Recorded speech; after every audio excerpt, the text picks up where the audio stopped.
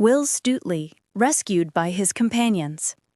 Now when the sheriff found that neither law nor guile could overcome Robin Hood, he was much perplexed, and said to himself, "Fool that I am! Had I not told our king of Robin Hood, I would not have gotten myself into such a coil. But now I must either take him captive, or have wrath visited upon my head from his most gracious majesty. I have tried law, and I have tried guile, and I have failed in both, so I will try what may be done with might." Thus communing within himself, he called his constables together, and told them what was in his mind. "Now take ye each 4 men, all armed in proof," said he, "and get ye gone to the forest at different points, and lie in wait for this same Robin Hood. But if any constable finds too many men against him, let him sound a horn, and then let each band within hearing come with all speed and join the party that calls them. Thus, I think, shall we take this green-clad knave. Furthermore, to him that first meeteth with Robin Hood shall 100 pounds of silver money be given, if he be brought to me dead or alive. And to him that meeteth with any of his band shall 20 pounds be given, if such be brought to me dead or alive. So be ye bold, and be ye crafty." So thus they went in 80 companies of 5 to Sherwood Forest to take Robin Hood, each constable wishing that he might be the one to find the bold outlaw, or at least one of his band. For 7 days and nights they hunted through the forest glades, but never saw so much as a single man in Lincoln Green. For tidings of all this had been brought to Robin Hood by trusty Edom of the Blue Boar. When he first heard the news, Robin said, "If the sheriff dare send force to meet force, woe will it be for him and many a better man besides, for blood will flow and there will be great trouble for all. But fain would I shun blood in battle, and fain would I not deal sorrow to womenfolk and wives, because good stout yeomen lose their lives. Once I slew a man, and never do I wish to slay a man again, for it is bitter for the soul to think thereon. So now we will abide silently in Sherwood Forest, so that it may be well for all.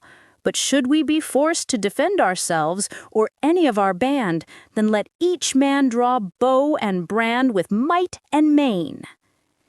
At this speech, many of the band shook their heads and said to themselves, "Now the sheriff will think that we are cowards, and folk will scoff throughout the countryside, saying that we fear to meet these men." But they said nothing aloud, swallowing their words and doing as Robin bade them. Thus they hid in the depths of Sherwood Forest for 7 days and 7 nights, and never showed their faces abroad in all that time.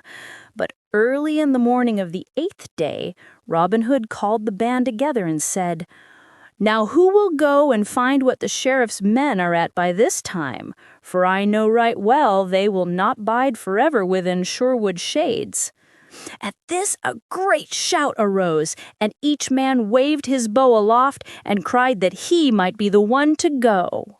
Then Robin Hood's heart was proud when he looked around on his stout, brave fellows, and he said, "Brave and true are ye all, my merry men, and a right stout band of good fellows are ye. But ye cannot all go, so I will choose one from among you, and it shall be good Will Stutely, for he is as sly as e'er an old dog-fox in Sherwood Forest." Then Will Stutely leaped high aloft and laughed loudly, clapping his hands for pure joy that he should have been chosen from among them all. "Now thanks, good master," quoth he, "and if I bring not news of those knaves to thee, call me no more thy sly Will Stutely."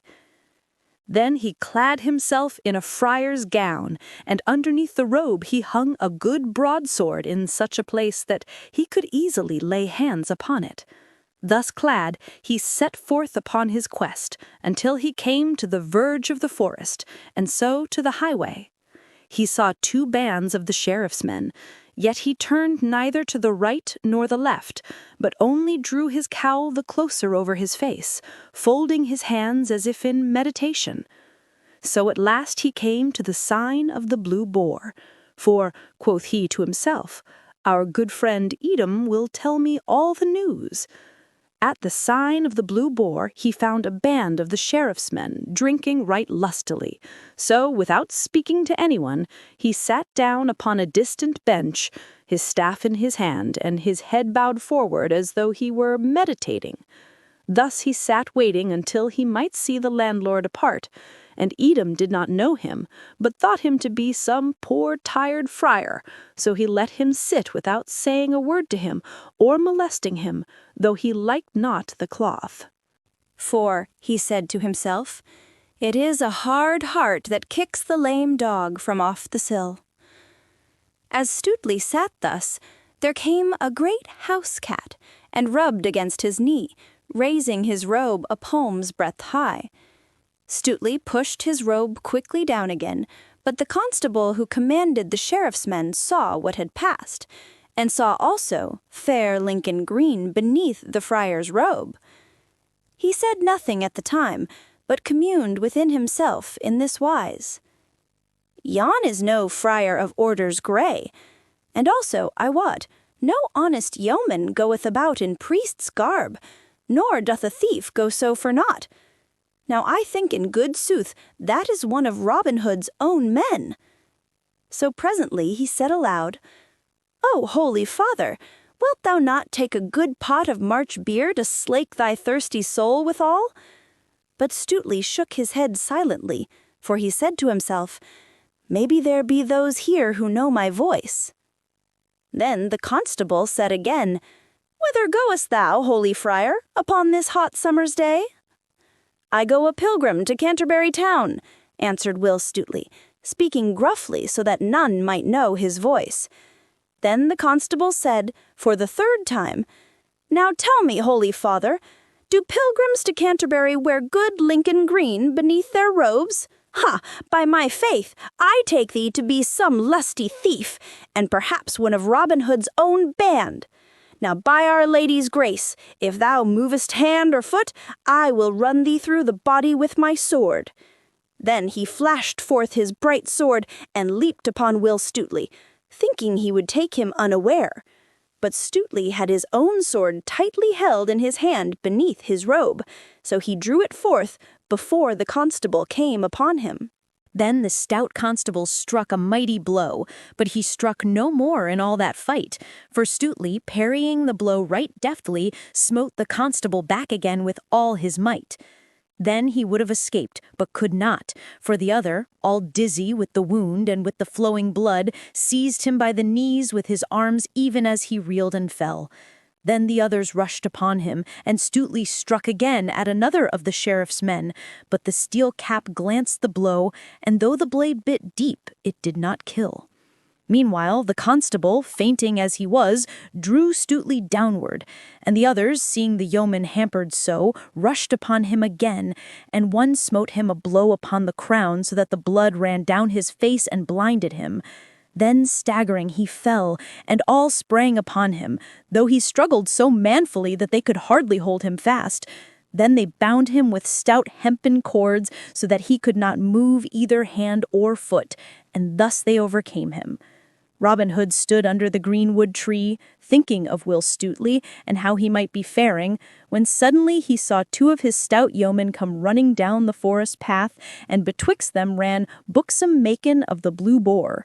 Then Robin's heart fell, for he knew they were the bearers of ill tidings. Will Stuteley hath been taken, cried they, when they had come to where he stood. And is it thou that hast brought such doleful news? Said Robin to the lass. Ay, marry, for I saw it all, cried she, panting as the hare pants when it has escaped the hounds. And I fear he is wounded sore, for one smote him main shrewdly in the crown. They have bound him and taken him to Nottingham town, and ere I left the Blue Boar I heard that he should be hanged tomorrow day. He shall not be hanged tomorrow day, cried Robin, or if he be, Full many a one shall gnaw the sod, and many shall have cause to cry, Alack-a-day. Then he clapped his horn to his lips and blew 3 blasts right loudly, and presently his good yeomen came running through the greenwood until 70 bold blades were gathered around him. "Now hark you all," cried Robin. "Our dear companion, Will Stutely, hath been taken by that vile sheriff's men. Therefore doth it behoove us to take bow and brand in hand to bring him off again. For I wot that we ought to risk life and limb for him, as he hath risked life and limb for us. Is it not so, my merry men all?" Then all cried, "Aye," with a great voice. So the next day they all wended their way from Sherwood Forest, but by different paths, for it behooved them to be very crafty. So the band separated into parties of 2s and 3s, which were all to meet again in a tangled dell that lay near to Nottingham town. Then, when they had all gathered together at the place of meeting, Robin spoke to them thus: "Now we will lie here in ambush until we can get news, for it doth behoove us to be cunning and wary if we would bring our friend Will Stutely off from the sheriff's clutches." So they lay hidden a long time, until the sun stood high in the sky. The day was warm, and the dusty road was bare of travelers, except an aged palmer who walked slowly along the high road that led close beside the grey castle wall of Nottingham town. When Robin saw that no other wayfarer was within sight, he called young David of Doncaster, who was a shrewd man for his years, and said to him, "Now get thee forth, young David, and speak to yonder palmer that walks beside the town wall, for he hath come but now from Nottingham town, and may tell thee news of good Stutely perchance." So David strode forth, and when he came up to the pilgrim, he saluted him and said, "Good morrow, holy father, and canst thou tell me when Will Stutely will be hanged upon the gallows tree? I fain would not miss the sight, for I have come from afar to see so sturdy a rogue hanged." "Now, out upon thee, young man," cried the palmer, "that thou shouldst speak so when a good stout man is to be hanged for nothing but guarding his own life." And he struck his staff upon the ground in anger. "Alas, say I, that this thing should be, for even this day, toward evening, when the sun falleth low, he shall be hanged 80 rods from the great town gate of Nottingham town, where 3 roads meet. For there the sheriff sweareth he shall die as a warning to all outlaws in Nottinghamshire. But yet, I say again, alas, for though Robin Hood and his band may be outlaws, yet he taketh only from the rich and the strong and the dishonest man, while there is not a poor widow nor a peasant with many children nigh to Sherwood, but has barley flour enough all the year long through him." "It grieves my heart to see one as gallant as this Stutely die, for I have been a good Saxon yeoman in my day, ere I turned palmer, and well I know a stout hand, and one that smiteth shrewdly at a cruel Norman or a proud abbot with fat money-bags. Had good Stutely's master but known how his man was compassed about with perils, perchance he might send succour to bring him out of the hand of his enemies." "Aye, marry, that is true," cried the young man. "If Robin and his men be nigh this place, I wot right well they will strive to bring him forth from his peril. But fare thee well, thou good old man, and believe me, if Will Stutely die, he shall be right well avenged." Then he turned and strode rapidly away, but the palmer looked after him, muttering, "I wot that youth is no country hind that had come to see a good man die. Well, well, perchance Robin Hood is not so far away, but that there will be stout doings this day." So he went upon his way, muttering to himself. When David of Doncaster told Robin Hood what the palmer had said to him, Robin called the band around him and spoke to them thus: "Now, let us get straightway into Nottingham town, and mix ourselves with the people there. But keep ye one another in sight, pressing as near the prisoner and his guards as you can when they come outside the walls. Strike no man without need, for I would fain avoid bloodshed. But if ye do strike, strike hard, and see that there be no need to strike again. Then keep all together until we come again to Sherwood, and let no man leave his fellows." The sun was low in the western sky when a bugle note sounded from the castle wall. Then all was bustle in Nottingham town, and crowds filled the streets, for all knew that the famous Will Stuteley was to be hanged that day. Presently the castle gates opened wide, and a great array of men-at-arms came forth with noise and clatter, the sheriff, all clad in shining mail of linked chain, riding at their head. In the midst of all the guard, in a cart, with a halter about his neck, rode Will Stuteley. His face was pale with his wound and with loss of blood, like the moon in broad daylight, and his fair hair was clotted in points upon his forehead, where the blood had hardened. When he came forth from the castle, he looked up and he looked down, but though he saw some faces that showed pity, and some that showed friendliness, he saw none that he knew. Then his heart sank within him like a plummet of lead, but nevertheless he spoke up boldly. "Give a sword into my hand, Sir Sheriff," said he, "and wounded man though I be, I will fight thee and all thy men till life and strength be gone." "Nay, thou naughty varlet," quoth the sheriff, turning his head and looking right grimly upon Will Stuteley, "thou shalt have no sword, but shalt die a mean death, as beseemeth a vile thief like thee. Then do but untie my hands, and I will fight thee and thy men with no weapon but only my naked fists. I crave no weapon, but let me not be meanly hanged this day." Then the sheriff laughed aloud. "Why, how now?" quoth he. "Is thy proud stomach quailing? Shrive thyself, thou vile knave, for I mean that thou shalt hang this day, and that where 3 roads meet, so that all men shall see thee hang, for carrion crows and daws to peck at." "Oh, thou dastard heart!" cried Will Stuteley, gnashing his teeth at the sheriff. "Thou coward hind!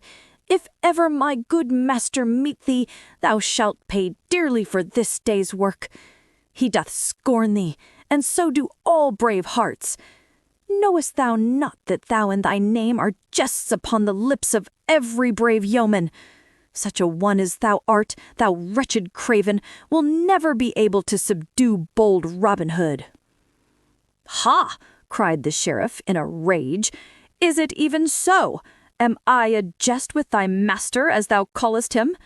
Now I will make a jest of thee, and a sorry jest withal, for I will quarter thee limb from limb after thou art hanged." Then he spurred his horse forward and said no more to Stuteley. At last they came to the great town gate, through which Stuteley saw the fair country beyond, with hills and dales all clothed in verdure, and far away the dusky line of Sherwood's skirts. Then when he saw the slanting sunlight lying on field and fallow, shining redly here and there on cot and farmhouse, and when he heard the sweet birds singing their vespers, and the sheep bleating upon the hillside, and beheld the swallows flying in the bright air, there came a great fullness to his heart, so that all things blurred to his sight through salt tears, and he bowed his head, lest the folk should think him unmanly when they saw the tears in his eyes. Thus he kept his head bowed till they had passed through the gate and were outside the walls of the town. But when he looked up again, he felt his heart leap within him, and then stand still for pure joy, for he saw the face of one of his own dear companions of merry Sherwood. Then, glancing quickly around, he saw well-known faces upon all sides of him, crowding closely upon the men-at-arms who were guarding him. Then of a sudden, the blood sprang to his cheeks, for he saw for a moment his own good master in the press, and seeing him knew that Robin Hood and all his band were there. Yet betwixt him and them was a line of men-at-arms. "Now, stand back!" cried the sheriff in a mighty voice, for the crowd pressed around on all sides. "What mean ye, varlets, that ye push upon us so? Stand back, I say!" Then came a bustle and a noise, and one strove to push between the men-at-arms so as to reach the cart, and Stuteley saw that it was Little John that made all that stir. "Now stand thou back!" cried one of the men-at-arms, whom Little John pushed with his elbows. "Now stand thou back thine own self," quoth Little John, and straightway smote the man a buffet beside his head that felled him as a butcher fells an ox, and then he leaped to the cart where Stuteley sat. "I pray thee take leave of thy friends ere thou diest, Will," quoth he, "or maybe I will die with thee if thou must die, for I could never have better company." Then with one stroke he cut the bonds that bound the other's arms and legs, and Stuteley leapt straightway from the cart. "Now, as I live," cried the sheriff, "yon varlet I know right well as a sturdy rebel. Take him, I bid you all, and let him not go." So saying, he spurred his horse upon Little John, and rising in his stirrups smote with might and main, but Little John ducked quickly underneath the horse's belly, and the blow whistled harmlessly over his head. "Nay, good Sir Sheriff," cried he, leaping up again when the blow had passed, "I must e'en borrow thy most worshipful sword." Thereupon he twitched the weapon deftly from out the sheriff's hand.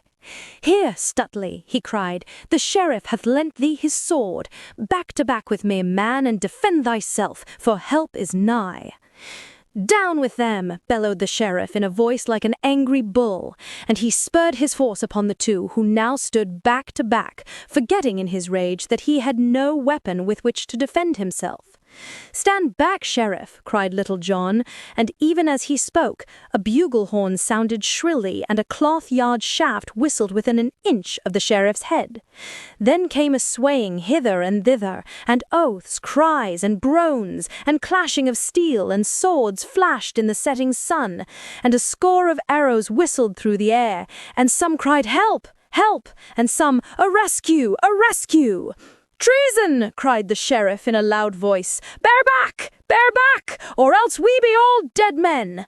Thereupon he reined his horse backward through the thickest of the crowd.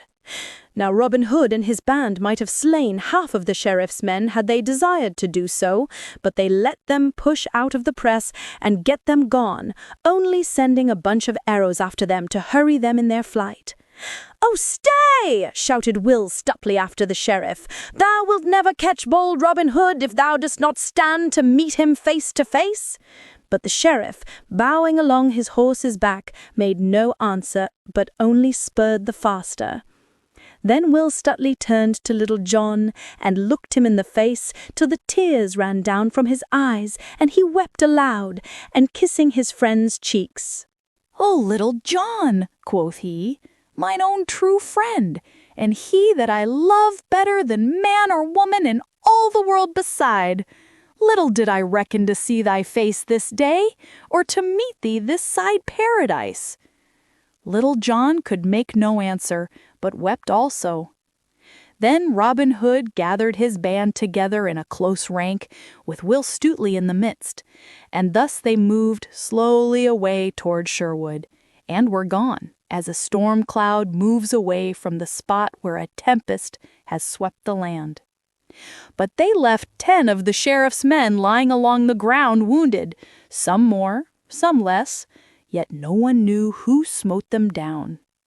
Thus the Sheriff of Nottingham tried thrice to take Robin Hood and failed each time, and the last time he was frightened, for he felt how near he had come to losing his life. So he said, "These men fear neither God nor man, nor king nor king's officers. I would sooner lose mine office than my life, so I will trouble them no more." So he kept close within his castle for many a day, and dared not show his face outside of his own household. And all the time he was gloomy, and would speak to no one, for he was ashamed of what had happened that day. Robin Hood turns butcher. Now after all these things had happened, and it became known to Robin Hood how the sheriff had tried 3 times to make him captive, he said to himself, If I have the chance, I will make our worshipful sheriff pay right well for that which he hath done to me. Maybe I may bring him sometime into Sherwood Forest, and have him to a right merry feast with us." For when Robin Hood caught a baron or a squire, or a fat abbot or bishop, he brought them to the greenwood tree and feasted them before he lightened their purses. But in the meantime, Robin Hood and his band lived quietly in Sherwood Forest, without showing their faces abroad, for Robin knew that it would not be wise for him to be seen in the neighborhood of Nottingham, those in authority being very wroth with him. But though they did not go abroad, they lived a merry life within the woodlands, spending the days in shooting at garlands hung upon a willow wand at the end of the glade, the leafy aisles ringing with merry jests and laughter. For whoever missed the garland was given a sound buffet, which, if delivered by Little John, never failed to topple over the unfortunate yeoman. Then they had bouts of wrestling and of cudgel play, so that every day they gained in skill and strength. Thus they dwelled for nearly a year, and in that time Robin Hood often turned over in his mind many means of making an even score with the sheriff. At last he began to fret at his confinement, so one day he took up his stout cudgel and set forth to seek adventure, strolling blithely along until he came to the edge of Sherwood. There, as he rambled along the sunlit road, he met a lusty young butcher driving a fine mare and riding in a stout new cart, all hung about with meat. Merrily whistled the butcher as he jogged along, for he was going to the market, and the day was fresh and sweet, making his heart blithe within him. "Good morrow to thee, jolly fellow," quoth Robin, "thou seemest happy this merry morn." "Aye, that am I," quoth the jolly butcher, "and why should I not be so? Am I not hailed in wind and limb? Have I not the bonniest lass in all Nottinghamshire? And lastly, am I not to be married to her on Thursday next in sweet Locksley town?" "Ha, ha, ha!" said Robin. "Comest thou from Locksley town?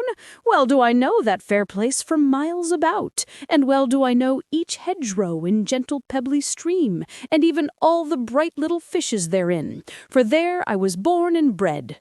Now, where goest thou with thy meat, my fair friend?" "I go to the market at Nottingham town to sell my beef and my mutton," answered the butcher. "But who art thou that comest from Locksley town?" "A yeoman am I, and men do call me Robin Hood."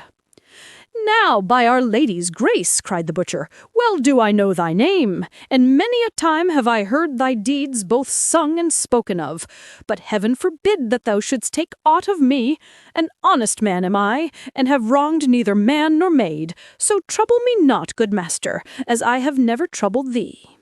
"Nay, heaven forbid indeed," quoth Robin, "that I should take from such as thee, jolly fellow. Not so much as 1 farthing would I take from thee, for I love a fair Saxon face like thine right well, more especially when it cometh from Locksley town, and most especially when the man that owneth it is to marry a bonny lass on Thursday next. But come, tell me for what price thou wilt sell me all of thy meat and thy horse and cart." "At 4 marks do I value meat, cart, and mare," quoth the butcher. "But if I do not sell all my meat, I will not have 4 marks in value." Then Robin Hood plucked the purse from his girdle, and quoth he, "Here in this purse are 6 marks. Now, I would fain be a butcher for the day and sell my meat in Nottingham town. Wilt thou close a bargain with me and take 6 marks for thine outfit?" "Now may the blessings of all the saints fall on thine honest head," cried the butcher right joyfully, as he leaped down from his cart and took the purse that Robin held out to him. "Nay," quoth Robin, laughing loudly, "many do like me and wish me well, but few call me honest. Now get thee gone back to thy lass, and give her a sweet kiss from me." So saying, he donned the butcher's apron, and, climbing into the cart, he took the reins in his hand and drove off through the forest to Nottingham town. When he came to Nottingham, he entered that part of the market where butchers stood, and took up his inn in the best place he could find. Next he opened his stall and spread his meat upon the bench. Then, taking his cleaver and steel and clattering them together, he trolled aloud in merry tones. "Now come, ye lasses, and egg ye dames, and buy your meat from me. For 3 pennyworths of meat I sell, for the charge of 1 penny. Now lamb have I that hath fed upon nought, but the dainty dames pied, and the violet sweet, and the daffodil that grow fair streams beside. And beef have I from the heathery woods, and mutton from dales all green, and veal as white as a maiden's brow, with its mother's milk, I ween. Then come, ye lasses, and eke ye dames, come, buy your meat from me. For 3 pennyworths of meat I sell, for the charge of 1 penny. Thus he sang blithely, while all who stood near listened amazedly. Then, when he had finished, he clattered the steel and cleaver still more loudly, shouting lustily, "Now who'll buy, who'll buy? 4 fixed prices have I. 3 pennyworths of meat I sell to a fat friar or priest for 6 pence, for I want not their custom. Stout aldermen I charge 3 pence, for it doth not matter to me whether they buy or not. To buxom dames I sell 3 pennyworths of meat for 1 penny, for I like their custom well. But to the bonny lass that hath a liking for a good tight butcher, I charge naught but 1 fair kiss, for I like her custom the best of all." Then all began to stare and wonder and crowd around laughing, for never was such selling heard of in all Nottingham town. But when they came to buy, they found it as he had said, for he gave goodwife or dame as much meat for 1 penny as they could buy elsewhere for 3. And when a widow or a poor woman came to him, he gave her flesh for nothing. But when a merry lass came and gave him a kiss, he charged not 1 penny for his meat. And many such came to his stall, for his eyes were as blue as the skies of June, and he laughed merrily, giving to each full measure. Thus he sold his meat so fast that no butcher that stood near him could sell anything. Then they began to talk among themselves, and some said, "This must be some thief who has stolen cart, horse, and meat." But others said, "Nay, when did ye ever see a thief who parted with his goods so freely and merrily? This must be some prodigal who hath sold his father's land, and would fain live merrily while the money lasts." And these latter being the greater number, the others came round one by one to their way of thinking. Then some of the butchers came to him to make his acquaintance. "Come, brother," quoth one who was the head of them all, "we be all of one trade, so wilt thou go dine with us? For this day the sheriff hath asked all the butcher guild to feast with him at the guild hall. There will be stout fare and much to drink, and that thou likest, or I much mistake thee." "Now beshrew his heart," quoth jolly Robin, "that would deny a butcher. And moreover, I will go dine with you all, my sweet lads, and that as fast as I can hie." Whereupon, having sold all his meat, he closed his stall and went with them to the great guild hall. There the sheriff had already come in state, and with him many butchers. When Robin and those that were with him came in, all laughing at some merry jest he had been telling them, those that were near the sheriff whispered to him, "Yon is a right mad blade, for he hath sold more meat for 1 penny this day than we could sell for 3, and to whatsoever merry lass gave him a kiss, he gave meat for naught." And others said, "He is some prodigal that hath sold his land for silver and gold, and meaneth to spend all right merrily." Then the sheriff called Robin to him, not knowing him in his butcher's dress, and made him sit close to him on his right hand, for he loved a rich young prodigal, especially when he thought that he might lighten that prodigal's pockets into his own most worshipful purse. So he made much of Robin, and laughed and talked with him more than with any of the others. At last the dinner was ready to be served, and the sheriff bade Robin say grace. So Robin stood up and said, Now heaven bless us all, and eke good meat and good sack within this house, and may all butchers be and remain as honest men as I am."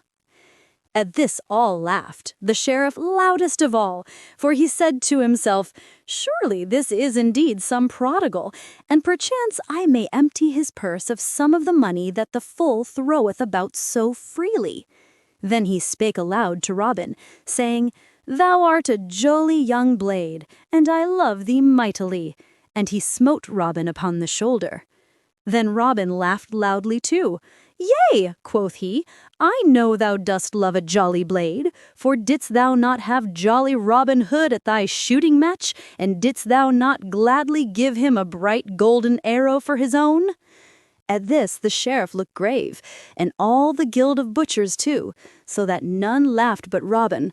Only some winked slyly at each other. "Come, fill us some sack," cried Robin.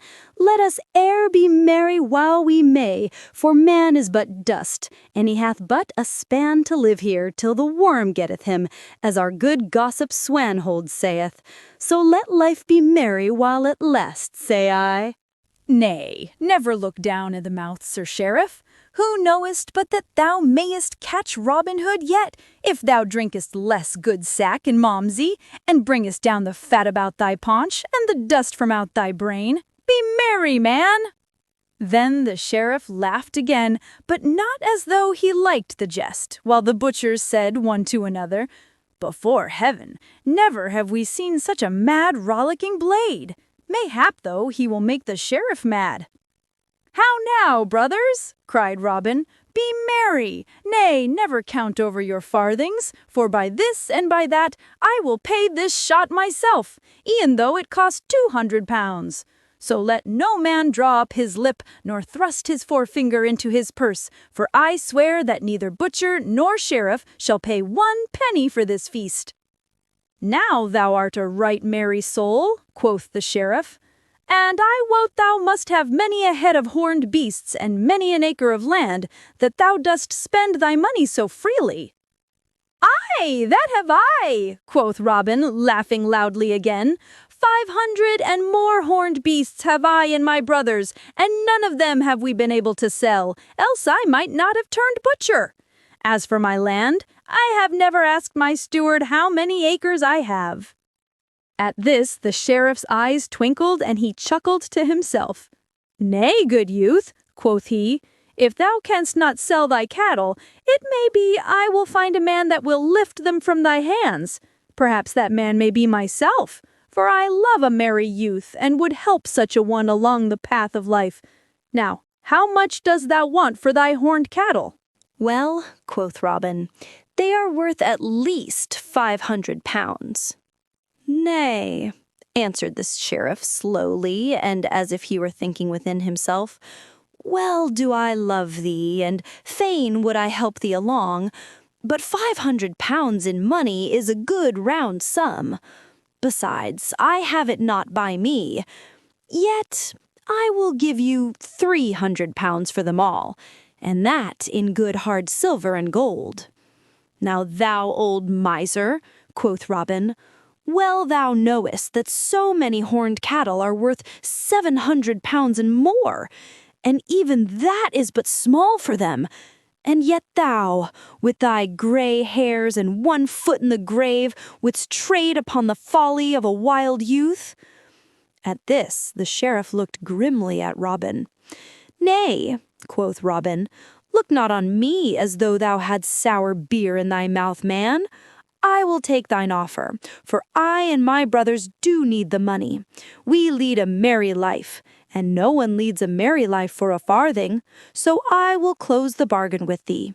But mind that thou bringest a good 300 pounds with thee, for I trust not one that driveth so shrewd a bargain." "I will bring the money," said the sheriff, "but what is thy name, good youth?" "Men call me Robert O'Locksley," quoth bold Robin. "Then, good Robert O'Locksley," quoth the sheriff, "I will come this day to see thy horned beasts. But first my clerk shall draw up a paper in which thou shalt be bound to the sale. for thou gettest not my money without I get thy beasts in return." Then Robin Hood laughed again. "So be it," he said, smiting his palm upon the sheriff's hand. "Truly my brothers will be thankful to thee for thy money." Thus the bargain was closed, but many of the butchers talked among themselves of the sheriff, saying that it was but a scurvy trick to beguile a poor spendthrift youth in this way. The afternoon had come when the sheriff mounted his horse and joined Robin Hood, who stood outside the gateway of the paved court waiting for him, for he had sold his horse and cart to a trader for 2 marks. Then they set forth upon their way, the sheriff riding upon his horse and Robin running beside him. Thus they left Nottingham town and traveled forward along the dusty highway, laughing and jesting together as though they had been old friends. But all the time the sheriff said within himself, "Thy jest to me of Robin Hood shall cost thee dear, good fellow, even 400 pounds, thou fool," for he thought he would make at least that much by his bargain. So they journeyed onward till they came within the verge of Sherwood Forest, when presently the sheriff looked up and down and to the right and to the left of him, and then grew quiet and ceased his laughter. "Now," quoth he, "may heaven and its saints preserve us this day from a rogue men call Robin Hood." Then Robin laughed aloud. "Nay," said he, "thou mayest set thy mind at rest. For well do I know Robin Hood, and well do I know that thou art in no more danger from him this day than thou art from me." At this the sheriff looked askance at Robin, saying to himself, "I like not that thou seemest so well acquainted with this bold outlaw, and I wish that I were well out of Sherwood Forest." But still they traveled deeper into the forest shades, and the deeper they went, the more quiet grew the sheriff. At last they came to where the road took a sudden bend, and before them a herd of dun deer went tripping across the path. Then Robin Hood came close to the sheriff, and pointing his finger, he said, "These are my horned beasts, good master sheriff. How dost thou like them? Are they not fat and fair to see?" At this the sheriff drew rein quickly.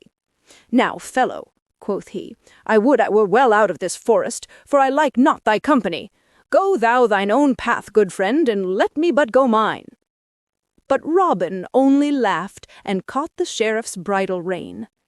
"Nay," cried he, "stay a while, for I would thou shouldst see my brothers, who own these fair horned beasts with me." So saying, he clapped his bugle to his mouth and winded 3 merry notes, and presently up the path came leaping 5 good stout yeomen with Little John at their head. "What wouldst thou have, good master?" quoth Little John. "Why," answered Robin, "dost thou not see that I have brought goodly company to feast with us today? Fie, for shame! Do you not see our good and worshipful master, the Sheriff of Nottingham? Take thou his bridle, Little John, for he has honored us today by coming to feast with us." Then all doffed their hats humbly, without smiling or seeming to be in jest, while Little John took the bridle rein and led the palfrey still deeper into the forest, all marching in order, with Robin Hood walking beside the sheriff, hat in hand. All this time the sheriff said never a word, but only looked about him like one suddenly awakened from sleep. But when he found himself going within the very depths of Sherwood, his heart sank within him, for he thought, "Surely my 300 pounds will be taken from me, even if they take not my life itself, for I have plotted against their lives more than once." But all seemed humble and meek, and not a word was said of danger, either to life or money.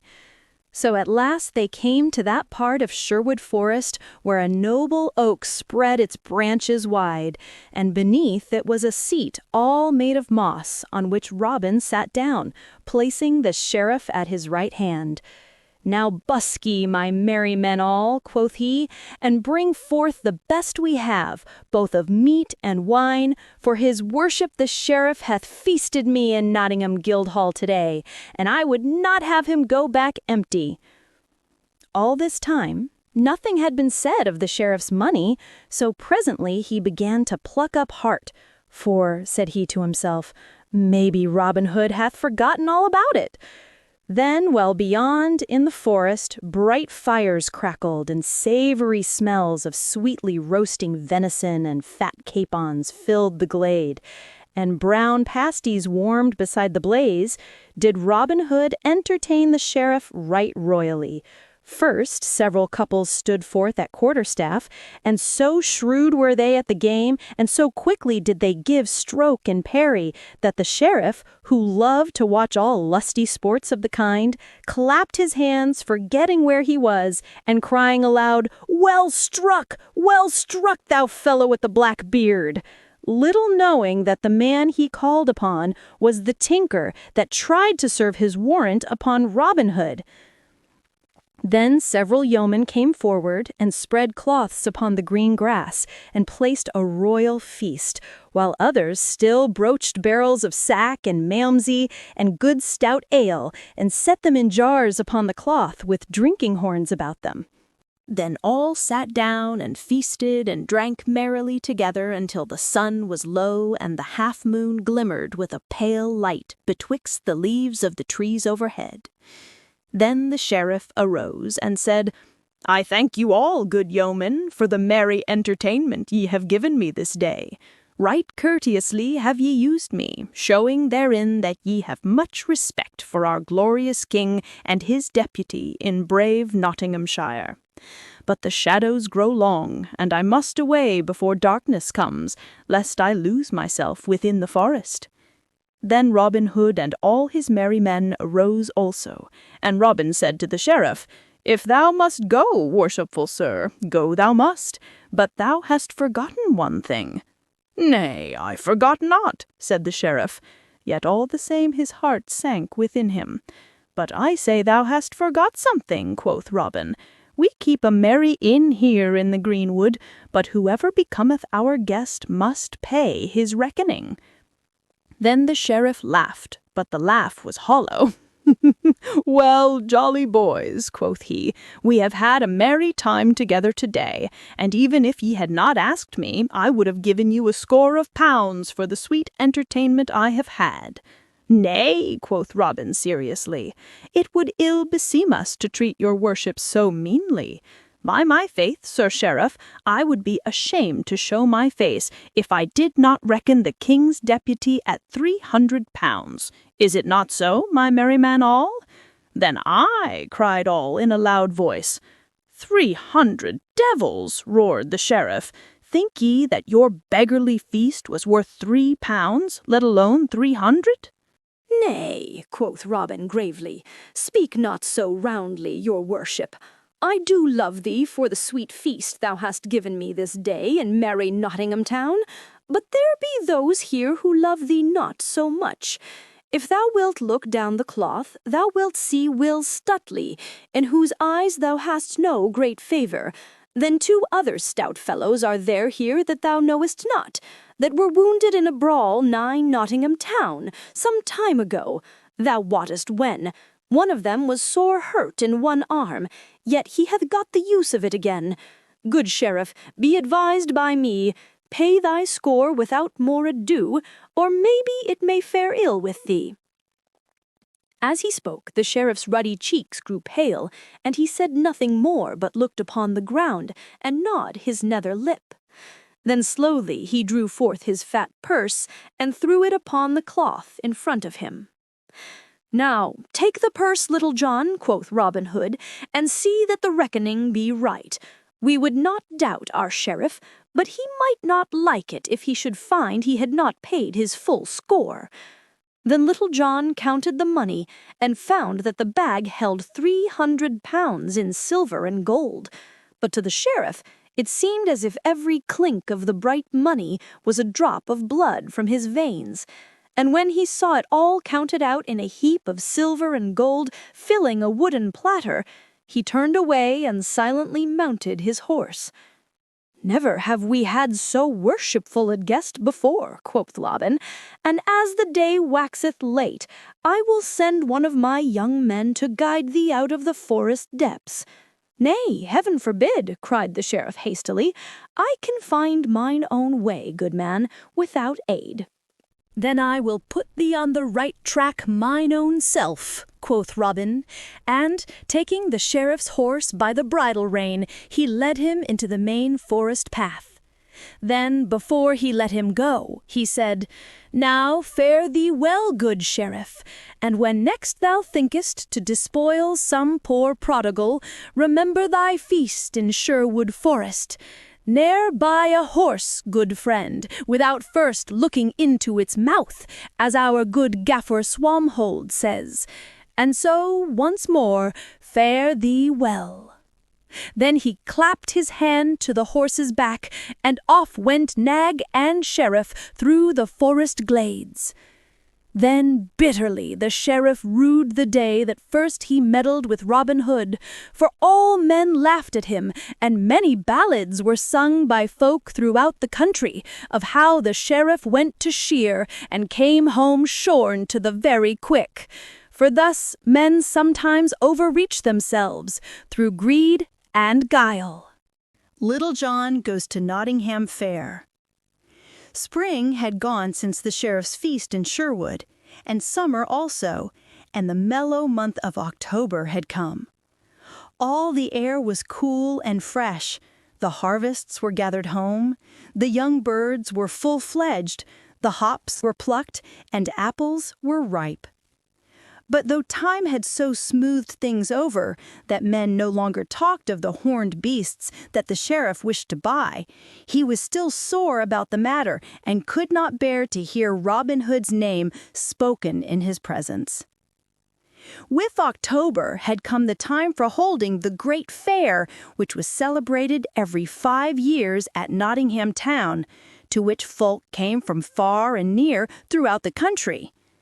At such times, archery was always the main sport of the day, for the Nottinghamshire yeomen were the best hand at the longbow in all merry England. But this year, the sheriff hesitated a long time before he issued proclamation of the fair, fearing lest Robin Hood and his band might come to it. At first, he had a great part of a mind not to proclaim the fair, but second thought told him that men would laugh at him and say among themselves that he was afraid of Robin Hood, so he put that thought by. At last he fixed in his mind that he would offer such a prize as they would not care to shoot for. At such times it had been the custom to offer a half-score of marks or a ton of ale, so this year he proclaimed that a prize of 2 fat steers should be given to the best bowman. When Robin Hood heard what had been proclaimed, he was vexed and said, "Now beshrew this sheriff that he should offer such a prize that none but shepherd hens will care to shoot for it. I would have loved nothing better than to have had another bout at merry Nottingham town. But if I should win this prize, not would it pleasure or profit me." Then up spoke Little John. "Nay, but hearken, good master," said he. "Only today Will Stutely, young David of Doncaster, and I were at the sign of the Blue Boar, and there we heard all the news of this merry fair, and also that the sheriff hath offered this prize, that we of Sherwood might not care to come to the fair. So, good master, if thou wilt, I would fain go and strive to win even this poor thing among the stout yeomen who will shoot at Nottingham town." "Nay, Little John," quoth Robin, "thou art a sound stout fellow, yet thou lackest the cunning that good Stutely hath, and I would not have harm befall thee for all Nottinghamshire. Nevertheless, if thou wilt go, take some disguise, lest there be those there who may know thee." "So be it, good master," quoth Little John. "Yet all the disguise that I wish is a good suit of scarlet, instead of this of Lincoln green. I will draw the towel of my jacket about my head so that it will hide my brown hair and beard, and then I trust no one will know me." "It is much against my will," said Robin Hood. "Nevertheless, if thou dost wish it, get thee gone. But bear thyself seemingly, Little John, for thou art mine own right-hand man, and I could ill bear to have harm befall thee." So Little John clad himself all in scarlet and started off to the fair at Nottingham town. Right merry were these fair days at Nottingham, when the green before the great town gate was dotted with booths standing in rows, with tents of many-colored canvas hung about with streamers and garlands of flowers, and the folk came from all the countryside, both gentle and common. In some booths there was dancing, to merry music, in others flowed ale and beer, and in others yet again sweet cakes and barley sugar were sold, and sport was going outside the booths also, where some minstrel sang ballads of the olden time, playing a second upon the harp, or where the wrestlers struggled with one another within the sawdust ring. But the people gathered most of all around a raised platform where stout fellows played at quarterstaff. So Little John came to the fair. All scarlet were his hose and jerkin, and scarlet was his cowled cap with a scarlet feather stuck in the side of it. Over his shoulders was slung a stout bow of yew, and across his back hung a quiver of good round arrows. Many turned to look after such a stout, tall fellow, for his shoulders were broader by a palm's breadth than any that were there, and he stood a head taller than all the other men. The lasses also looked at him askance, thinking they had never seen a lustier youth. First of all, he went to the booth where stout ale was sold, and standing aloft on a bench, he called to all that were near to come and drink with him. "Hey, sweet lads," cried he, "who will drink ale with a stout yeoman? Come all, let us be merry, for the day is sweet and the ale is tingling. Come hither, good yeoman, and thou, for not a farthing shall one of you pay. Nay, turn hither, thou lusty beggar, and thou jolly tinker, for all shall be merry with me." Thus he shouted, and all crowded around, laughing, while the brown ale flowed, and they called Little John a brave fellow, each swearing that he loved him as his own brother. For when one has entertainment with nothing to pay, one loves the man that gives it to one. Then he strolled to the platform where they were at cudgel play, for he loved about at quarterstaff as he loved meat and drink, and here befell an adventure that was sung in ballads throughout the mid-country for many a day. One fellow there was that cracked crowns of everyone who threw cap into the ring. This was Eric O'Lincoln, of great renown, whose name had been sung in ballads throughout the countryside. When Little John reached the stand, he found none fighting, but only bold Eric walking up and down the platform, swinging his staff and shouting lustily, "Now who will come and strike a stroke for the lass he loves the best with a good Lincolnshire yeoman? How now, lads, step up, or else the lass's eyes are not bright hereabouts, or the blood of Nottingham youth is sluggish and cold. Lincoln against Nottingham, say I, for no one hath put foot upon the boards this day such as we of Lincoln call a cudgel player."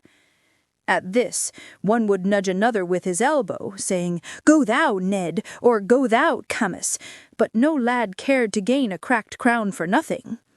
Presently, Eric saw where Little John stood among the others, a head and shoulders above them all, and he called to him loudly, "Halloa, thou long-legged fellow in scarlet! Broad are thy shoulders and thick thy head.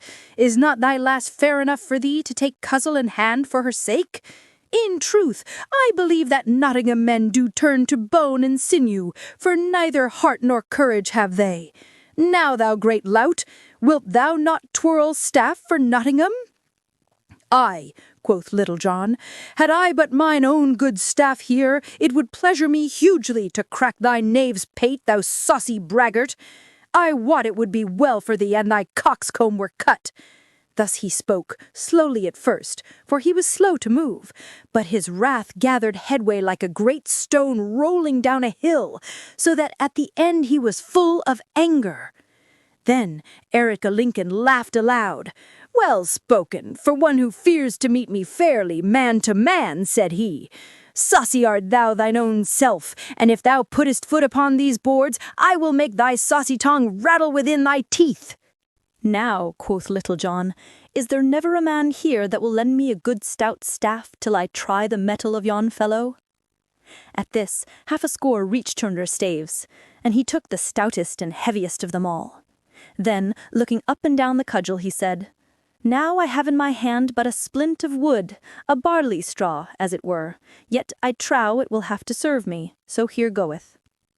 Thereupon he cast the cudgel upon the stand, and leaping lightly after it, snatched it up in his hand again.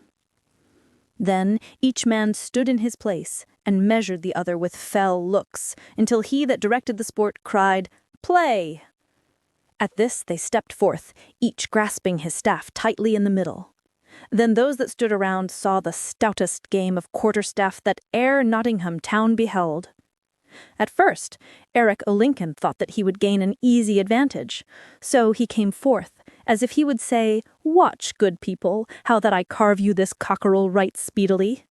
But he presently found it to be no such speedy matter. Right deftly he struck, and with great skill of fence, but he had found his match in Little John. Once, twice, thrice he struck, and 3 times Little John turned the blows to the left hand and to the right. Then quickly, and with a dainty back-handed blow, he rapped Eric beneath his guard so shrewdly that it made his head ring again. Then Eric stepped back to gather his wits, while a great shout went up, and all were glad that Nottingham had cracked Lincoln's crown. And thus ended the first bout of the game. Then presently the director of the sport cried, "Play!" and they came together again. But now Eric played warily, for he found his man was of right good mettle, and also he had no sweet memory of the blow that he had got. So this bout, neither Little John nor the Lincoln man caught a stroke within his guard. Then, after a while, they parted again, and this made the second bout. Then for the 3rd time they came together, and at first Eric strove to be wary, as he had been before, but growing mad at finding himself so foiled, he lost his wits and began to rain blows so fiercely and so fast that they rattled like hail on penthouse roof. But in spite of all, he did not reach within Little John's guard. Then at last, Little John saw his chance and seized it right cleverly. Once more, with a quick blow, he rapped Eric beside the head, and ere he could regain himself, Little John slipped his right hand down to his left, and with a swinging blow, smote the other so sorely upon the crown that down he fell as though he would never move again.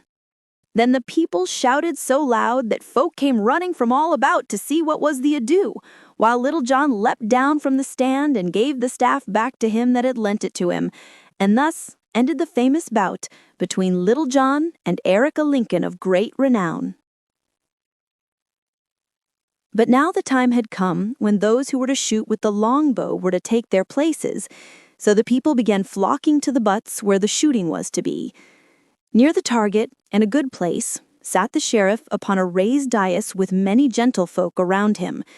When the archers had taken their places, the herald came forward and proclaimed the rules of the game, and how each would shoot 3 shots, and to him that should shoot the best, the prize of 2 fat steers was to belong. A score of brave shots were gathered there, and among them some of the keenest hands at the longbow in Lincoln and Nottinghamshire, and among them Little John stood taller than all the rest. "Who is yon stranger, clad in all scarlet?" said some, and others answered, "It is he that hath but now so soundly cracked the crown of Eric o' Lincoln." Thus the people talked among themselves, until at last it reached even the sheriff's ears. And now each man stepped forward and shot in turn. But though each shot well, Little John was the best of all, for 3 times he struck the clout, and once only the length of a barley-corn from the centre. "Hey for the tall archer!" shouted the crowd. And some among them shouted, "Hey for Reynold Greenleaf!" for this was the name that Little John had called himself that day. Then the sheriff stepped down from the raised seat and came to where the archers stood, while all doffed their caps that saw him coming. He looked keenly at Little John, but did not know him, though he said, after a while, "How now, good fellow? Methinks there is that about thy face that I have seen erewhile." "Mayhap it may be so," quoth Little John, "for often have I seen your worship." and, as he spoke, he looked steadily into the sheriff's eyes, so that the latter did not suspect who he was. "A brave blade art thou, good friend," said the sheriff, "and I hear that thou hast well upheld the skill of Nottinghamshire against that of Lincoln this day. What may be thy name, good fellow?" "Men do call me Reynold Greenleaf, your worship," said Little John. And the old ballad that tells of this adds, "So in truth was he a green leaf, but of what manner of tree the sheriff wotted not." "Now, Reynold Greenleaf," quoth the sheriff, "thou art the fairest hand at the long bow that mine eyes ever beheld, next to that false knave Robin Hood, from whose wiles heaven forfend me. Wilt thou join my service, good fellow? Thou shalt be paid right well, for 3 suits of clothes shalt thou have a year, with good food and as much ale as thou canst drink. And besides this, I will pay thee 40 marks each Michaelmastide." "Then here stand I a free man, and right gladly will I enter thy household," said Little John, for he thought he might find some merry jest should he enter the sheriff's service. "Fairly hast thou won the fat steers," said the sheriff, "and hereunto I will add a butt of good March beer, for joy of having gotten such a man, for I wot thou shootest as fair a shaft as Robin Hood himself." "Then," said Little John, "for joy of having gotten myself into thy service, I will give fat steers and brown ale to all these good folk, to make them merry withal." At this arose a great shout, many casting their caps aloft, for joy of the gift. Then some built great fires and roasted the steers, and others broached the butt of ale, with which all made themselves merry. Then, when they had eaten and drunk as much as they could, and when the day faded and the great moon arose, all red and round over the spires and towers of Nottingham town, they joined hands and danced around the fires to the music of bagpipes and harps. But long before this merrymaking had begun, the sheriff and his new servant Reynold Greenleaf were in the castle of Nottingham. How Little John lived at the sheriff's. Thus Little John entered into the sheriff's service, and found the life he led there easy enough, for the sheriff made him his right-hand man, and held him in great favor. He sat nigh the sheriff at meat, and he ran beside his horse when he went a-hunting, so that, what with hunting and hawking a little, and eating rich dishes, and drinking good sack, and sleeping until late hours in the morning, he grew as fat as a stall-fed ox. Thus things floated easily along with the tide, until one day, when the sheriff went a-hunting, there happened that which broke the smooth surface of things. This morning the sheriff and many of his men set forth to meet certain lords, to go a-hunting. He looked all about him for his good man Reynold Greenleaf, but, not finding him, was vexed, for he wished to show Little John's skill to his noble friends. As for Little John, he lay abed, snoring lustily till the sun was high in the heavens. At last he opened his eyes and looked about him, but did not move to arise. Brightly shone the sun in at the window, and all the air was sweet with the scent of woodbine that hung in sprays about the wall without. For the cold winter was past, and spring was come again, and Little John lay still, thinking how sweet was everything on this fair morn. Just then he heard, faint and far away, a distant bugle note sounding thin and clear. The sound was small, but like a little pebble dropped into a glassy fountain, it broke all the smooth surface of his thoughts, until his whole soul was filled with disturbance. His spirit seemed to awaken from its sluggishness, and his memory brought back to him all the merry greenwood life, how the birds were singing blithely there this bright morning, and how his loved companions and friends were feasting and making merry, or perhaps talking of him with sober speech, for when he first entered the sheriff's service he did so in jest. But the hearthstone was warm during the winter, and the fare was full, and so he had abided, putting off from day to day his going back to Sherwood, until 6 long months had passed. But now he thought of his good master and of Will Stutely, whom he loved better than anyone in all the world, and of young David of Doncaster, whom he had trained so well in all manly sports, till there came over his heart a great and bitter longing for them all, so that his eyes filled with tears. Then he said aloud, "Here I grow fat like a stall-fed ox, and all my manliness departeth from me, while I become a sluggard and dolt. But I will arouse me and go back to mine own dear friends once more, and never will I leave them again till life doth leave my lips." So saying, he leaped from bed, for he hated his sluggishness now. When he came downstairs, he saw the steward standing near the pantry door, a great fat man with a huge bundle of keys hanging to his girdle. Then Little John said, "Ho, master steward, a hungry man am I, for naught have I had for all this blessed morn. Therefore give me to eat." Then the steward looked grimly at him and rattled the keys in his girdle, for he hated Little John because he had found favor with the sheriff. "So, Master Reynold Greenleaf, thou art a-hungered, art thou?" quoth he. "But, fair youth, if thou livest long enough, thou wilt find that he who getteth overmuch sleep for an idle head goeth with an empty stomach. For what saith the old saw, Master Greenleaf? Is it not, the late fowl findeth but ill faring?" "Now, thou great purse of fat," cried Little John, "I ask thee not for fool's wisdom, but for bread and meat. Who art thou, that thou shouldst deny me to eat? By St. Dunstan, thou hadst best tell me where my breakfast is, if thou wouldst save broken bones." "Thy breakfast, Master Fireblaze, is in the pantry," answered the steward. "Then fetch it hither," cried Little John, who waxed angry by this time. "Go thou and fetch it thine own self," quoth the steward.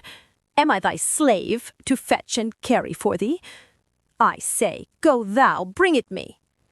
"I say, go thou, fetch it for thyself." "Ay, marry, that will I, right quickly," quoth Little John in a rage, and so saying he strode to the pantry and tried to open the door, but found it locked, whereat the steward laughed and rattled his keys. Then the wrath of Little John boiled over, and lifting his clenched fist, he smote the pantry door, bursting out 3 panels, and making so large an opening that he could easily stoop and walk through it. When the steward saw what was done, he waxed mad with rage, and as Little John stooped to look within the pantry, he seized him from behind by the nape of the neck, pinching him sorely and smiting him over the head with his keys, till the yeoman's ears rang again. At this Little John turned upon the steward and smote him such a buffet that the fat man fell to the floor and lay there as though he would never move again.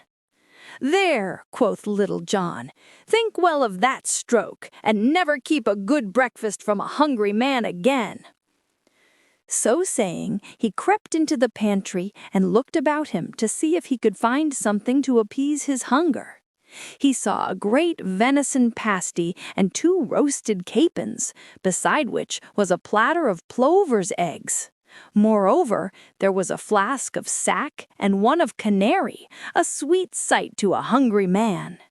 These he took down from the shelves and placed upon a sideboard and prepared to make himself merry.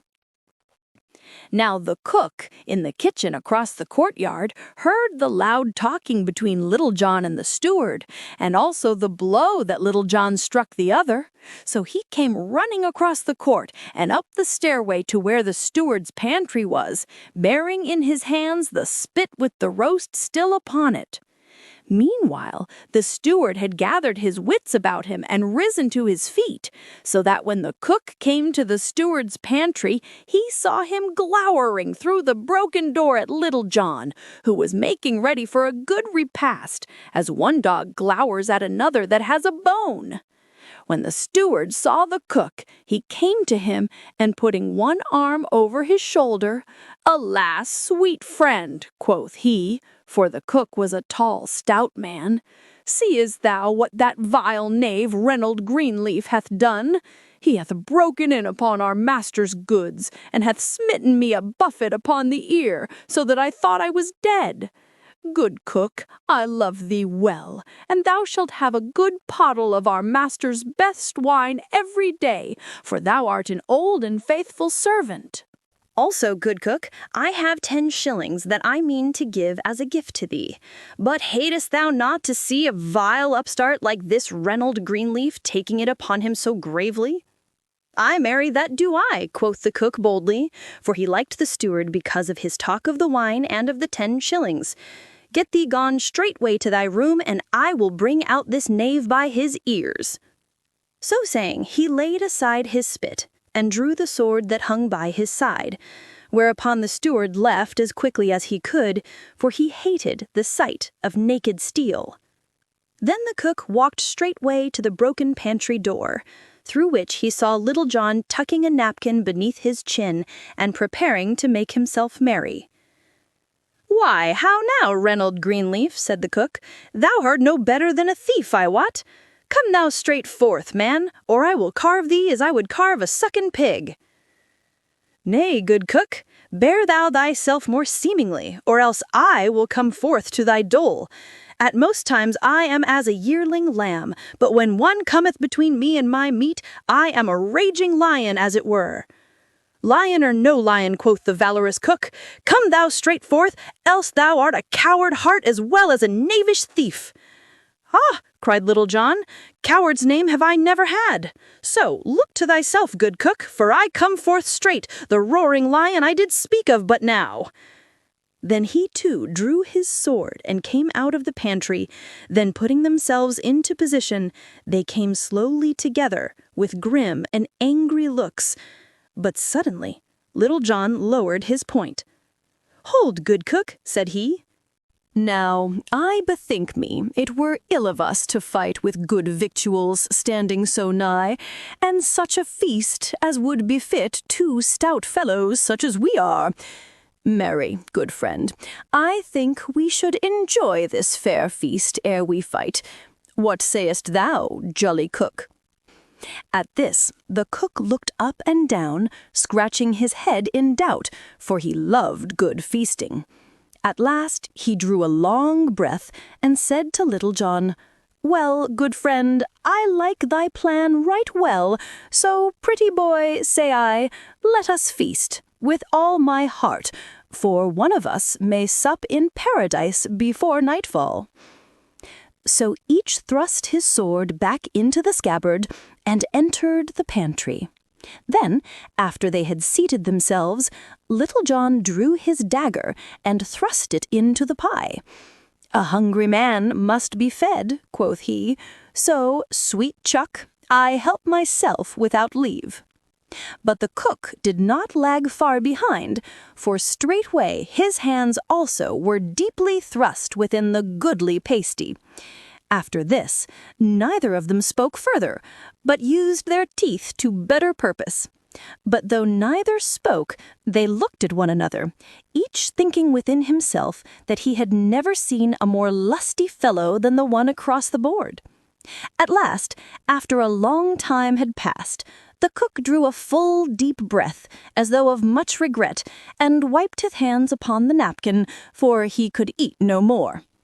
Little John also had enough, for he pushed the pasty aside as though he would say, "I want thee by me no more, good friend."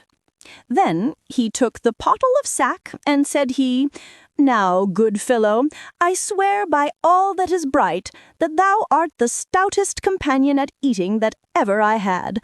Lo, I drink thy health." So saying, he clapped the flask to his lips and cast his eyes aloft, while the good wine flooded his throat. Then he passed the pottle to the cook, who also said, "Lo, I drink thy health, sweet fellow." Nor was he behind Little John in drinking any more than in eating. "Now," quoth Little John, "thy voice is right round and sweet, jolly lad. I doubt not thou canst sing a ballad most blithely. Canst thou not?" "Truly, I have trolled one now and then," quoth the cook, "yet I would not sing alone." "Nay, truly," said Little John, "that were but ill courtesy. Strike up thy ditty, and I will afterward sing one to match it, if I can." So be it, pretty boy, quoth the cook. And hast thou e'er heard the song of the deserted shepherdess? Truly, I know not, answered Little John, but sing thou, and let me hear. Then the cook took another draught from the pottle, and, clearing his throat, sang right sweetly. The Song of the Deserted Shepherdess. In Lenten time, when leaves wax green, and pretty birds begin to mate, when lark-cloth sing and thrush, I ween, and stock-dove cooeth soon and late, fair Phyllis sat beside a stone, and thus I heard her make her moan, O willow, willow, willow, willow, I'll take me of thy branches fair, and twine a wreath to deck my hair. The thrush hath taken him a she, the robin too, and eke the dove. My robin hath deserted me, and left me for another love. So here by brookside all alone, I sit me down and make my moan. O willow, willow, willow, willow, I'll take me of thy branches fair, and twine a wreath to deck my hair. But ne'er came herring from the sea, but good as he were in the tide. Young Corydon came o'er the lea, and sat him Phyllis down beside. So presently she changed her tone, and 'gan to cease her from her moan.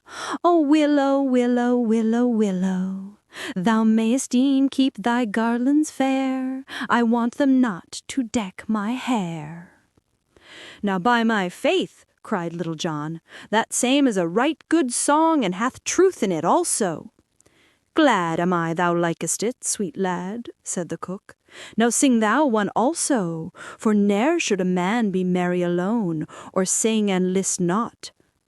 Then I will sing thee a song of a right good knight of Arthur's court, and how he cured his heart's wound without running upon the dart again, as did thy Phyllis, for I wot she did but cure one smart by giving herself another. So list thou while I sing. The Good Knight and His Love. When Arthur king did rule this land, a goodly king was he, and had he of stout knights a band of merry company. Among them all, both great and small, a good stout knight was there, a lusty child and eke a tall, that loved a lady fair. But naught would she to do with he, but turned her face away. So gat he gone to far country, and left that lady gay. There all alone he made his moan, and eke did sob and sigh, and weep till it would move a stone, and he was like to die.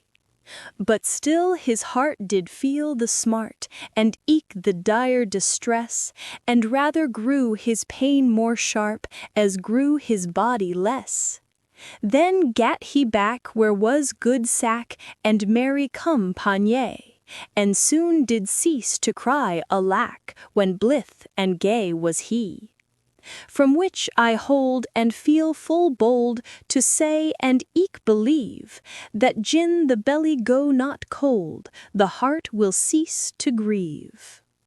Now, by my faith, cried the cook, as he rattled the pottle against the sideboard, I like that same song hugely, and eke the motive of it, which lieth like a sweet kernel in a hazelnut.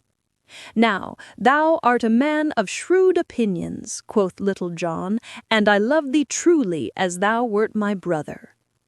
And I love thee too, but the day draweth on, and I have my cooking to do ere our master cometh home, so let us e'en go and settle this brave fight we have in hand. Ay, marry, quoth Little John, and that right speedily. Never have I been more laggard in fighting than in eating and drinking.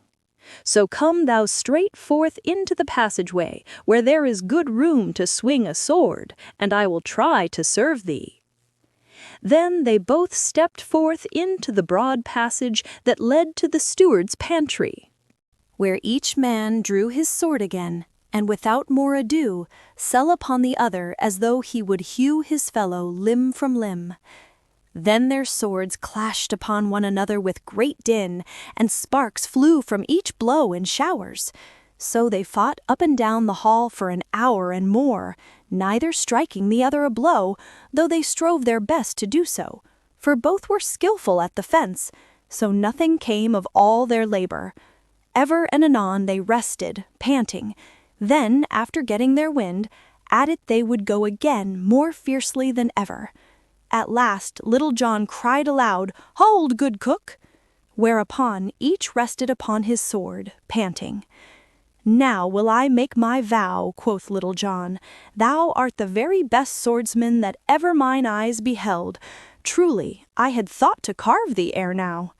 "And I had thought to do the same by thee," quoth the cook, "but I have missed the mark somehow." "Now I have been thinking within myself," quoth Little John, "what we are fighting for, but albeit I do not rightly know." "Why, no more do I," said the cook. "I bear no love for that Percy steward, but I thought that we had engaged to fight with one another, and that it must be done."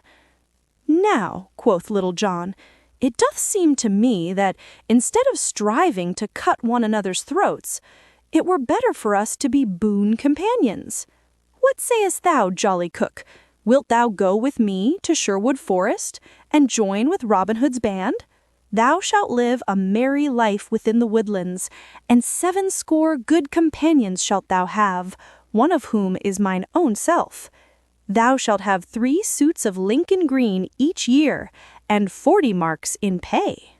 "Now, thou art a man after mine own heart," cried the cook right heartily.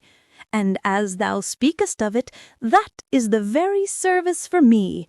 I will go with thee, and that right gladly. Give me thy palm, sweet fellow, and I will be thine own companion from henceforth. What may be thy name, lad?" "Men do call me Little John, good fellow." "How? And art thou indeed Little John, and Robin Hood's own right-hand man? Many a time and oft I heard of thee, but never did I hope to set eyes upon thee. And thou art indeed the famous Little John." And the cook seemed lost in amazement, and looked upon his companion with open eyes. "I am Little John indeed, and I will bring to Robin Hood this day a right stout fellow to join his merry band. But ere we go, good friend, it seemeth to me to be a vast pity that, as we have had so much of the sheriff's food, we should not also carry off some of his silver plate to Robin Hood as a present from his worship." "Aye, merry is it," said the cook. And so they began hunting about, and took as much silver as they could lay hands upon, clapping it into a bag, and when they had filled the sack, they set forth to Sherwood Forest. Plunging into the woods, they came at last to the greenwood tree, where they found Robin Hood and 70 of his merry men lying upon the fresh green grass. When Robin and his men saw who it was that came, they leaped to their feet. "Now welcome," cried Robin Hood. "Now welcome, Little John, for long hath it been since we have heard from thee, though we all knew that thou hadst joined the sheriff's service. And how hast thou fared all these long days?"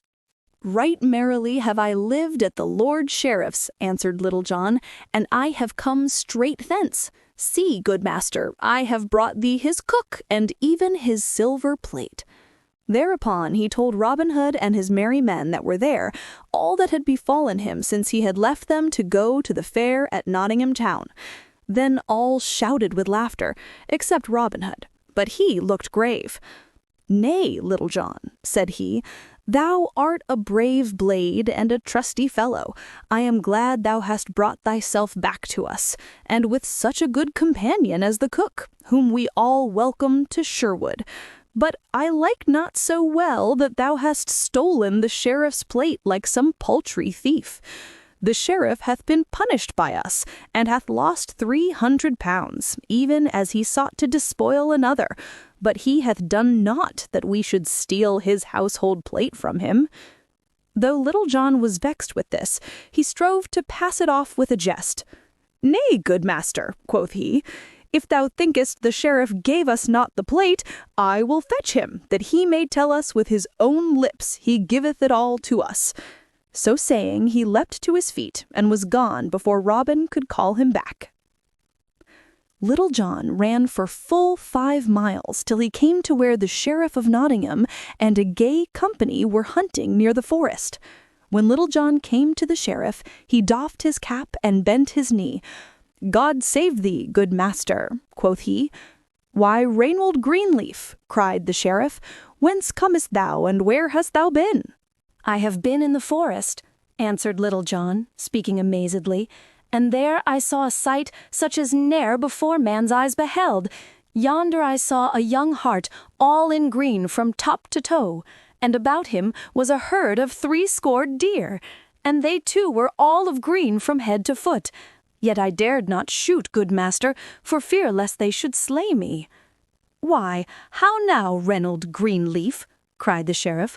"Art thou dreaming, or art thou mad that thou dost bring me such a tale?"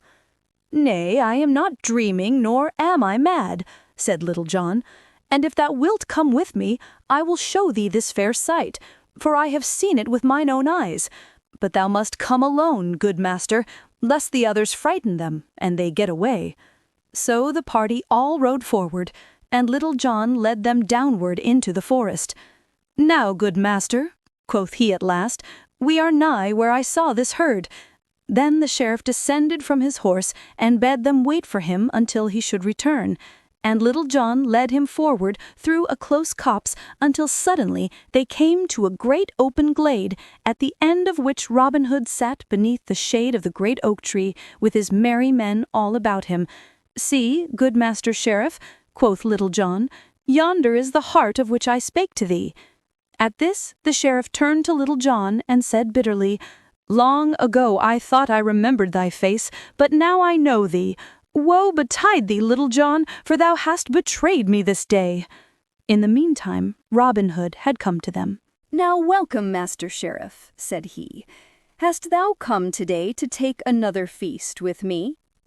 "Nay, heaven forbid," said the sheriff in tones of deep earnest. "I care for no feast, and have no hunger today." "Nevertheless," quoth Robin, "if thou hast no hunger, maybe thou hast thirst, and well I know thou wilt take a cup of sack with me. But I am grieved that thou wilt not feast with me, for thou couldst have victuals to thy liking, for there stands thy cook." Then he led the sheriff, willy-nilly, to the seat he knew so well beneath the greenwood tree. "Ho, lads," cried Robin, "fill our good friend the sheriff a right brimming cup of sack, and fetch it hither, for he is faint and weary." Then one of the band brought the sheriff a cup of sack, bowing low as he handed it to him. But the sheriff could not touch the wine, for he saw it served in one of his own silver flagons, on one of his own silver plates. "How now," quoth Robin, "dost thou not like our new silver service? We have gotten a bag of it this day." So saying, he held up the sack of silver that Little John and the cook had brought with them. Then the sheriff's heart was bitter within him, but, not daring to say anything, he only gazed upon the ground. Robin looked keenly at him for a time before he spoke again. Then said he, "Now, Master Sheriff, the last time thou came to Sherwood Forest, thou didst come seeking to despoil a poor spendthrift, and thou wert despoiled thine own self. But now thou comest seeking to do no harm, nor do I know that thou hast despoiled any man." "I take my tithes from fat priests and lordly squires, to help those that they despoil, and to raise up those that they bow down. But I know not that thou hast tenants of thine own whom thou hast wronged in any way. Therefore, take thou thine own again, nor will I dispossess thee today of so much as 1 farthing. Come with me, and I will lead thee from the forest back to thine own party again." Then, slinging the bag upon his shoulder, he turned away, the sheriff following him, all too perplexed in mind to speak. So they went forward until they came to within a furlong of the spot where the sheriff's companions were waiting for him. Then Robin Hood gave the sack of silver back to the sheriff. "Take thou thine own again," he said, "and hearken to me, good sheriff. Take thou a piece of advice with it. Try thy servants well ere thou dost engage them again so readily." Then turning, he left the others standing bewildered with the sack in his hands. The company that waited for the sheriff were all amazed to see him come out of the forest bearing a heavy sack upon his shoulders. But though they questioned him, he answered never a word, acting like one who walks in a dream. Without a word, he placed the bag across his nag's back, and then mounting, rode away, all following him. But all the time there was a great turmoil of thoughts within his head, tumbling one over the other. And thus ends the merry tale of Little John and how he entered the sheriff's service.